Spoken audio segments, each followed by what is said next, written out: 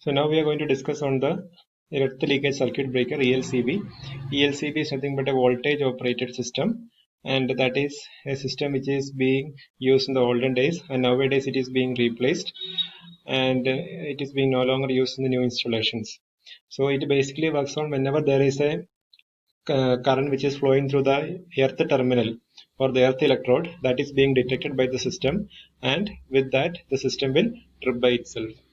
Okay, so that means you are having an iron box. The iron box will be having the body of that iron box will be connected to the earth pin of the iron box, and by chance if the phase wire comes in contact with the body, then that is getting uh, connected to the earth electrode, and that is being detected by the earth leakage circuit breaker, and with that it is trying to trip the supply. And so who are the person which comes in contact with that is being protected against such kind of systems. And nowadays it is not being used, and now we are using it a current operated ELCB. The current operated ELCB is also known as a residual current circuit breaker or a residual current device. So it is directly finding out the leakage of the current by comparing the current which is flowing to the phase wire and coming back through the neutral wire. If there is no leakage, whatever the current which is flowing through the phase has to come back through the neutral. If there is a difference is there, then the system will trip. So that difference is just indicating that there is a leakage in the circuit. And here you can also see it as IN, that is a nominal current, that is 40 ampere, and then it is I delta N, that is 30 milliampere. That is, whatever if the phase current and the neutral current difference is more than 30 milliampere, then the system will trip. And the tripping time you can also see here it is less than 0.1 second. So 1/10th of a second the system will trip by itself. And here the rating is for a 40 ampere system, and that is indicating 40, and 30 milliampere is just indicating that it is the difference in between the phase and the neutral current by which it will trip by itself. So a residual current device is trying to monitor any leakage in the current by comparing the phase and neutral currents.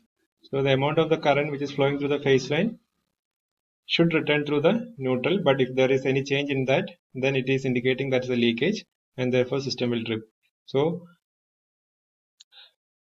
generally it is available in 30 milliamperes, and they are very much effective against the shock protection. But this kind of RCCBs is not going to work under the case of a overcurrent.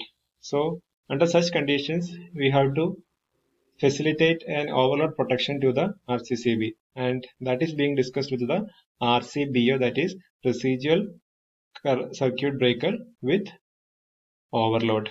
That is, RCDs will only detect, or RCCBs will only detect the imbalance in the live and the neutral current, that is the phase and the neutral currents, and a current overload cannot be detected.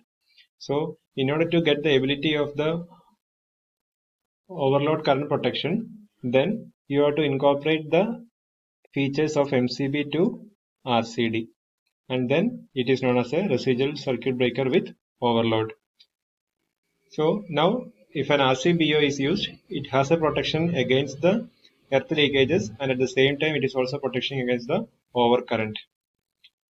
And they are basically fitted into a consumer unit in place of an MCB itself, and they are much more expensive because it has an additional feature, and it can be there will be different sub-circuits in the system, and these can be added in each of the sub-circuits, so that under the case of any kind of tripping, only that circuit will get tripped off.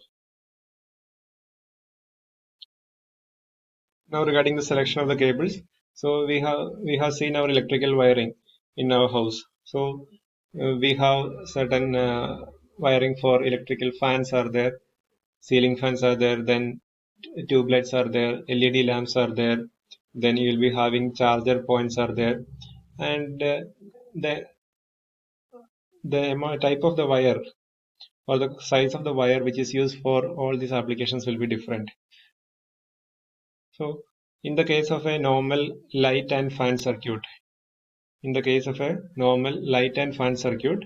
we will be using a 1.5 square mm cable, or in the case of a neutral wire we can be using the 1 square mm cable.